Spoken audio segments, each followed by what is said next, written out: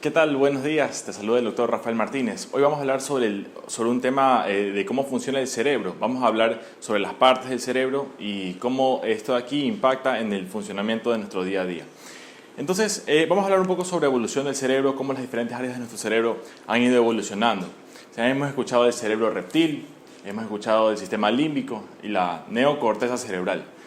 Entonces, yo les voy a hablar un poco hoy sobre cómo han ido evolucionando estas áreas del cerebro y para qué sirve cada una. Comencemos con el cerebro reptil, el cual está en la base del cerebro.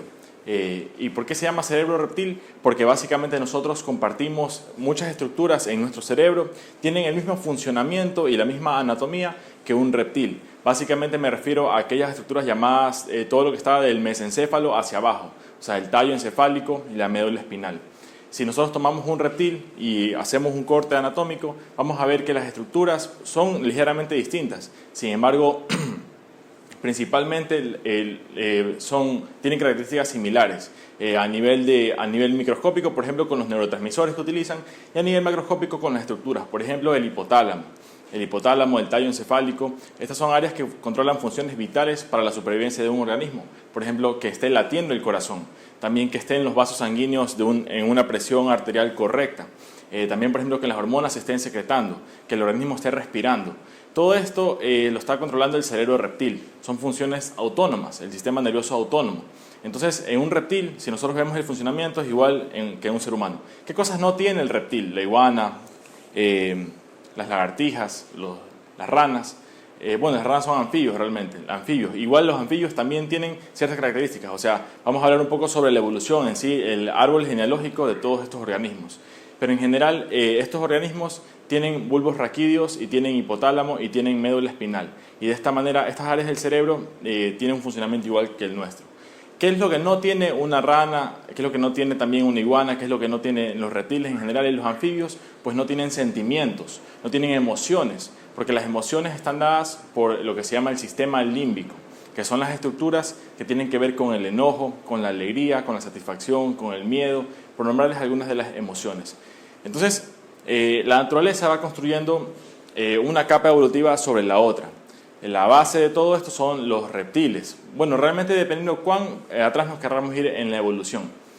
Porque, por ejemplo, eso de aquí es común en todos los vertebrados, aquellos organismos que tenemos vértebras. Los humanos tenemos 33 vértebras, los peces también. Nosotros hemos visto las vértebras de un pescado. El pez también es un vertebrado, por lo tanto vamos a encontrar características similares, por ejemplo, la médula espinal. Entonces, los primeros organismos, como sabemos, se originaron en el planeta, en el mar. Aquí se originaron los primeros organismos con sistemas nerviosos, los precursores de los cerebros.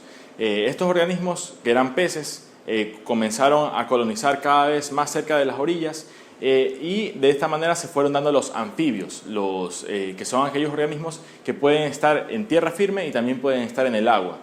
Con una condición, que los anfibios necesitan regresar al agua para poner sus huevos.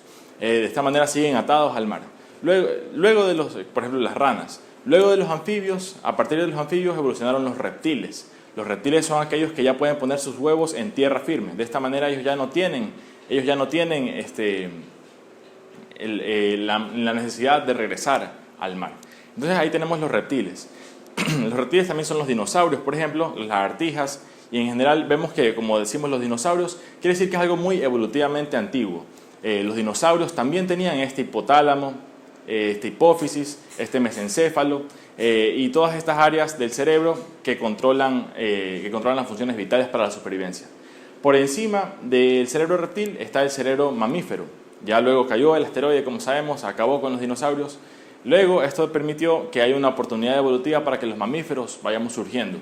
De esta manera, aquí ya comienza a tomar importancia el cerebro mamífero, el sistema límbico, el sistema de las emociones. Y vamos a hablar ya un poco sobre por qué ocurre esto.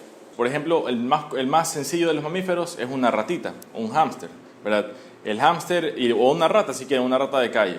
Los ratones, los roedores, ellos tienen sistema límbico, son mamíferos. ¿Qué es un mamífero? Es muy compleja la definición, pero en términos básicos son aquellos organismos que durante sus etapas iniciales de la vida toman leche materna. Dan de lactar también, las mamás dan de lactar, también los mamíferos en general, por ejemplo los elefantes, también las vacas, los delfines son acuáticos y son mamíferos. en general los mamíferos tienen esta parte instintiva de las emociones. Ahora, no es lo mismo la complejidad del cerebro de un delfín que el de un ratón. El ratón puede sentir emociones como el miedo, me va a comer un gato, o puede sentir también la satisfacción de que encontró alimento, la satisfacción de estar en un lugar seguro. Esas son emociones básicas que siente un mamífero sencillo como un ratón. Ahora, ya los mamíferos más complejos como los perros, como los delfines, como los elefantes, también como los humanos, tenemos emociones más complejas. Por ejemplo, tenemos el sentido de orgullo, también tenemos la envidia, que sería otra emoción. Tenemos diversas emociones que no podríamos encontrar en otros de estos organismos. Eso está dado por nuestro cerebro, que es un poco más complejo. Pero vamos allá, hay un área más adelante que vamos a seguir conversando sobre un área que es aún evolutivamente mayor dentro del cerebro. Y entonces eso como el sistema límbico. El sistema límbico se basa ya en las emociones. Luego, los organismos más evolutivamente avanzados, tenemos lo que se llama la neocorteza. La neocorteza viene a ser la corteza cerebral más nueva. La corteza cerebral es la capa externa del cerebro, es esa capa que vemos nosotros como arrugada. Esa capa es la corteza cerebral. ¿Por qué es la corteza? Así como la corteza de un árbol es el área más externa del árbol, la corteza cerebral es el área más externa del cerebro. Entonces, esta corteza en algunos organismos ha llegado a un nivel muy alto de complejidad y se llama neocorteza, porque ya tiene 6 líneas, 6 estratos de neuronas especializadas. Entonces, diversos organismos tienen esta neocorteza. Los humanos tenemos una gran neocorteza y más que nada tenemos especialmente en la parte de adelante de nuestro cerebro, que viene a ser la corteza prefrontal, la que está encima de nuestros ojos. Esa es la parte del cerebro más evolutivamente avanzada, donde se toma la decisión, donde se miden riesgos, se toman decisiones, se hace juicio, se determinan diversos factores incluso de moralidad. Este es el área del cerebro que nos hace inteligentes. Este es el área del cerebro que cuando uno conversa con un niño y le explica el porqué de las cosas, ese niño le estamos formando su corteza cerebral porque estamos instaurándole cómo pensar, estamos enseñándole la lógica. A ese niño, para que ocurra un desarrollo de estas áreas evolutivamente avanzadas del cerebro, pues tiene que estar gran cantidad de tiempo con cuidadores, que le estén conversando, viendo cara a cara, contacto visual, y de esta manera este niño vaya formando ese cerebro en base a los pensamientos que ese adulto le está transmitiendo mediante el lenguaje. Entonces, por eso la importancia de que esta corteza cerebral, esta parte del cerebro se va desarrollando y no termina de madurar sino hasta los 25 a 28 años. De esta manera los adolescentes, por esto que los adolescentes muchas veces, este es el área del cerebro que mide riesgos y toma decisiones en base al criterio. De esta manera los adolescentes todavía esta área no la tienen completamente desarrollada. Ellos por eso con mayor frecuencia se los observa en situaciones de riesgo, porque pueden ver una situación, no la evalúan de manera correcta y de esta manera pueden estar en algún riesgo que ellos no están conscientes de que están ingresando en ese campo. Entonces, de esta manera tenemos que estar siempre. ¿Qué es lo que les quiero transmitir? Que los niños, los adolescentes, no tienen una corteza prefrontal desarrollada. No tienen una corteza prefrontal desarrollada. Los niños y los adolescentes necesitan de estar con personas mayores que les estén instaurando las maneras de pensar correctamente para tomar decisiones cuando ellos ya estén solos, para que no necesiten que esté papá o que esté mamá cuidando qué es lo que están haciendo. Bien, entonces eso en cuanto a la neocorteza. Ahora vamos a hablar ya que les quería conversar un poco de cómo en diversos organismos nosotros encontramos estructuras similares en cuanto al sistema nervioso. Vemos la imagen de un pez, vemos la imagen de una rana, vemos la imagen de un pájaro y vemos el de un ser humano. Y vemos también ya a nivel interno cómo es el cerebro, la estructura del sistema nervioso de cada uno de ellos. Vemos que hay estructuras que tienen todos ellos en común. La médula espinal, por ejemplo, que es el área del tallo, ya está abajo del tallo encefálico, pero en sí la médula espinal es la continuación de estos axones que llevan los impulsos hacia el cuerpo para permitir moverse y para poder sentir las sensaciones de nuestra piel y llevarlo de esta manera al cerebro. Entonces, esta parte de la médula espinal siempre la tenemos en estos organismos vertebrados, por ejemplo en los peces, en los anfibios, en las aves y también en los seres humanos. Luego que tenemos el tallo encefálico, que es el sitio también de funciones vitales para la supervivencia. Tenemos también aquí la conexión con los pares craneales, con los nervios que van al cráneo. O sea, los nervios que salen a nivel del cráneo llegan a este sitio, el tallo encefálico. Por este motivo es vital para la supervivencia también, para un estado normal de funcionamiento del cerebro. ¿Qué es lo que vemos ya de diferente? Por ejemplo, vemos que el ser humano tiene un volumen mucho más grande del cerebro, de los lóbulos cerebrales. Eso ya es una de las características que vemos en los seres humanos. Entonces aquí tenemos ya otra imagen del cerebro reptil. En un reptil vemos que hay la médula espinal, vemos que hay también el bulbo olfatorio, y vemos en sí que tiene estructuras en similar, pero lo que no vemos es esta corteza cerebral, que está en los humanos prácticamente está encerrada dentro del cráneo, y como ya no puede seguir creciendo hacia afuera, comienza a doblarse, y por esto que tiene esta visualización arrugada, surcos y circunvoluciones. Es porque el cerebro humano está tan atrapado en el cráneo que comienza a doblarse hacia adentro. No es lo mismo, por ejemplo, en el cerebro de un pájaro, que vemos que es liso, en el cerebro de un reptil, en el cerebro de un anfibio, y también en el cerebro de un bebé dentro del vientre, de un feto. El cerebro del feto es de contextura lisa por fuera, porque todavía no ha llegado a un tamaño que llegue a atraparse dentro del cráneo. Cuando el feto ya comienza a crecer su cerebro y ya necesita seguir expandiéndose, pero ya no puede porque está confinado dentro de la bóveda craneana, entonces el cerebro comienza a doblarse hacia adentro, y ahí es que el cerebro del feto va comenzando a tomar esta visualización de surcos y circunvoluciones, las arrugas que tiene el cerebro. Y más de lo mismo, y también un dato importantísimo, en el embrión, antes del desarrollo de todas estas estructuras, hay el desarrollo del sistema nervioso, y si nosotros vemos un embrión de un vertebrado, nosotros lo veremos prácticamente idéntico: el embrión de un pez, el embrión de un reptil, el embrión de un pájaro. En la primera etapa del desarrollo lo veremos igual, porque los precursores embriológicos son los mismos. Luego es que se va diferenciando, y el cerebro humano no se queda ahí nomás con una corteza cerebral pequeña, sino que comienza a expandirla hasta el tamaño que le corresponde. Bien, y entonces aquí ya vamos entrando más profundo dentro del tema del cerebro reptil como tal. Vemos un área del cerebro que está a nivel interior, que es todo lo que está del tálamo hacia abajo. Si nosotros disecamos el cerebro, vamos hacia adentro de la corteza cerebral, vamos a encontrar estas estructuras internas, que está, por ejemplo, el tálamo. El tálamo es un sitio de relevo donde todos los estímulos nerviosos llegan allá, al tálamo, antes de proyectarse hacia la corteza cerebral, que es el sitio donde ya llega esta información al cerebro consciente. Ya nos hacemos conscientes de las sensaciones. Y el tálamo también es un sitio de donde llegan estímulos y luego hacen una sinapsis y van luego hacia abajo, hacia el cuerpo. Entonces ese es el tálamo, es un sitio que de pronto vamos a hablar más adelante. ¿Y por qué les nombro el tálamo? Porque debajo del tálamo está el hipotálamo. Debajo del tálamo.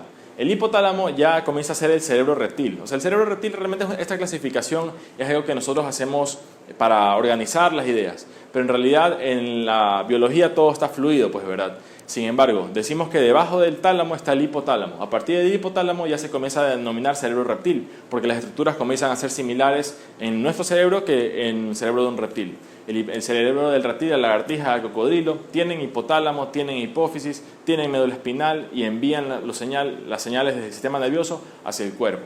Por eso que se llama cerebro reptil y cumple con las funciones vitales para la supervivencia, como que el corazón lata, que la respiración esté ocurriendo, que la presión arterial se mantenga de manera correcta, las hormonas liberándose, etc.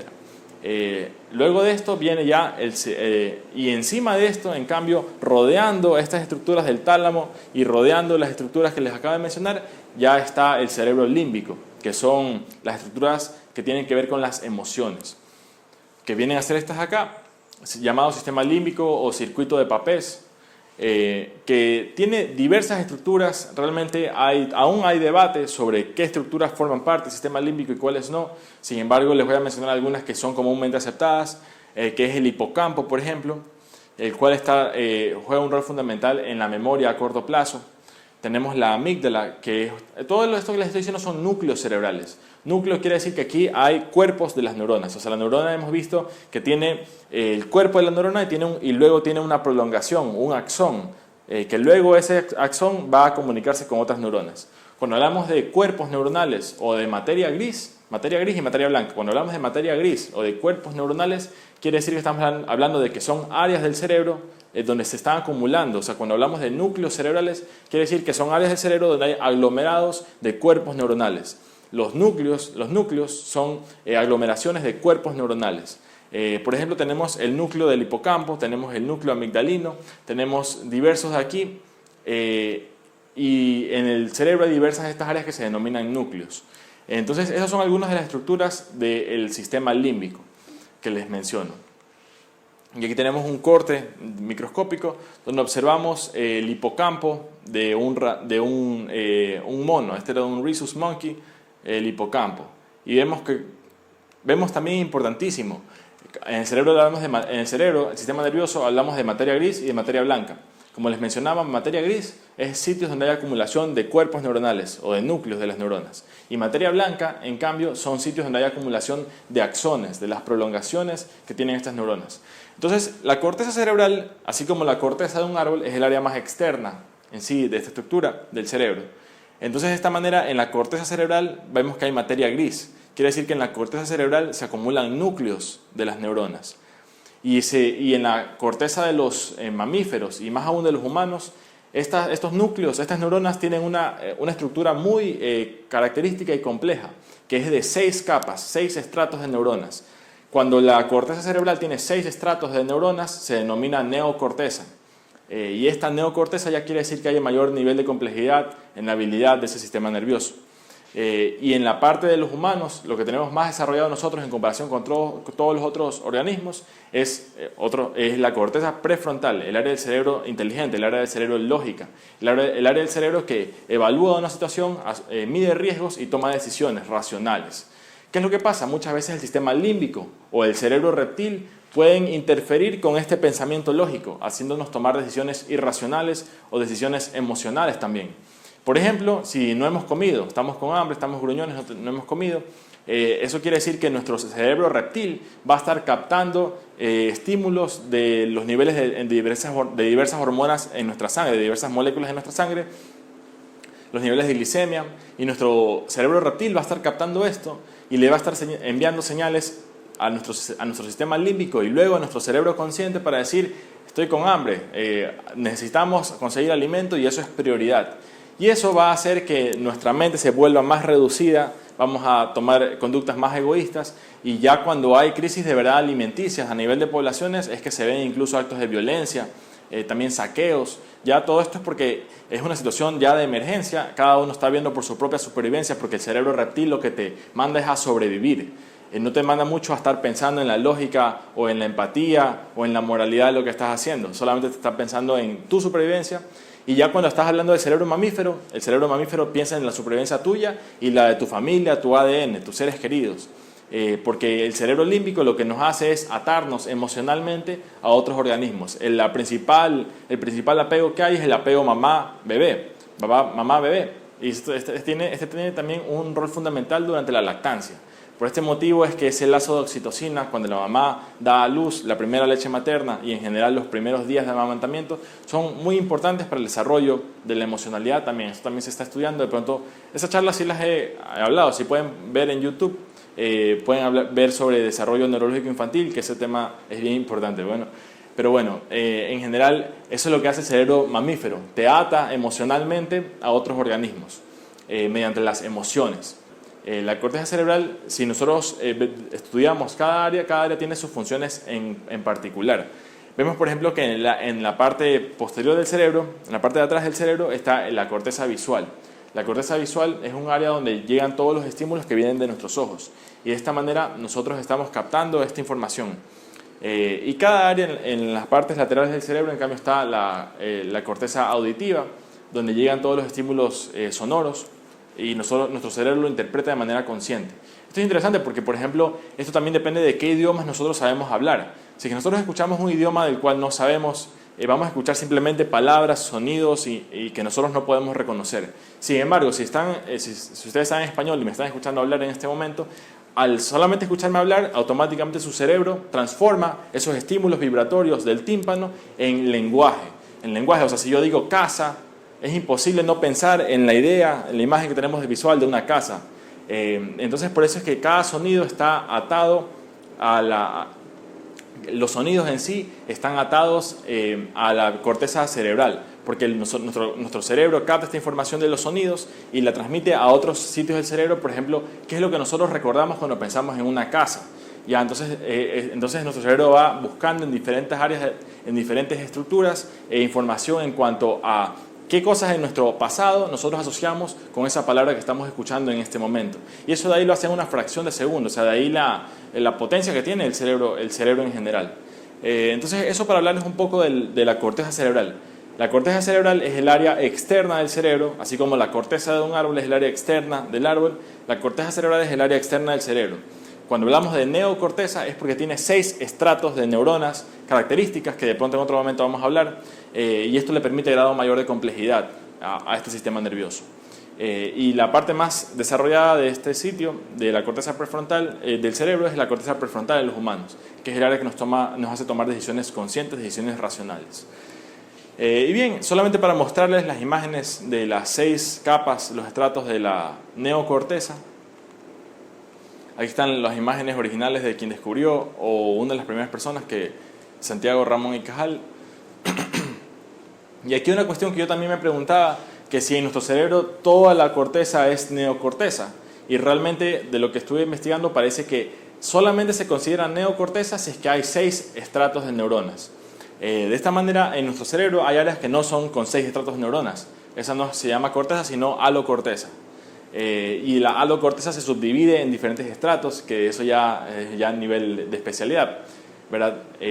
Sin embargo, eso. Y que también los mamíferos tienen los mamíferos, por ejemplo, un perro, un gato, también tienen neocorteza. No la tienen de una manera tan desarrollada, especialmente en el lóbulo prefrontal, pero sin embargo sí tienen áreas con 6 estratos de neuronas, lo que le permiten ya más grado de complejidad a ese organismo. Entonces, eso como para decir como un dato. Entonces, ¿a qué me refiero cuando digo corteza prefrontal o lóbulo prefrontal? Es a esta área del cerebro, que es la parte más adelante del cerebro. Vemos que tenemos diferentes cerebros, tenemos el cerebro de un gato, de un perro, de un mono, y de un humano. Vemos cómo cada vez la corteza prefrontal se va haciendo de mayor tamaño, y por eso ya el mayor grado de inteligencia que vemos en cada uno de ellos. Entonces, y para ya ir concluyendo, pueden hacer sus preguntas si nos están viendo en vivo para responderlas al final de la charla. Básicamente mencionarles que todas estas áreas del cerebro que hemos estado hablando están interconectadas unas con otras. Y por ejemplo, el sistema reptil está viendo las cosas vitales para la supervivencia, por ejemplo, si has comido, y eso afecta a tu estado de ánimo. Y tu estado de ánimo también puede ser regulado por tu cerebro consciente e inteligente, que por eso es que los niños que no tienen este estado de ánimo regulado, porque no tienen corteza prefrontal, son más propensos a situaciones de ponerse malcriados y todo esto. Y en general por eso es que necesitan un adulto que les esté formando mediante la palabra, mediante la lógica, esta área de su cerebro. Y básicamente decir que nosotros mediante fortalecimiento de nuestra corteza prefrontal podemos regular la emocionalidad. Sin embargo, esto se hace desde las primeras etapas de la vida y tenemos que ser los padres, los educadores en sí, quienes estemos contribuyendo para este desarrollo de esta área del cerebro, la corteza prefrontal de las futuras generaciones. Bien, muchísimas gracias por su atención. No sé si hay alguna pregunta. No hay ninguna pregunta por el momento. Bien, nos estaremos viendo en unas siguientes charlas aquí en el local de Supersano. Y para enterarse de los temas siguientes y los horarios, pueden ver en la página de Facebook Dr. Rafael Martínez Mori para darse cuenta de las siguientes charlas que vamos a dar. Bien, me estoy despidiendo y nos estamos viendo entonces en una siguiente charla, en un siguiente fin de semana. Nos vemos. Hasta luego.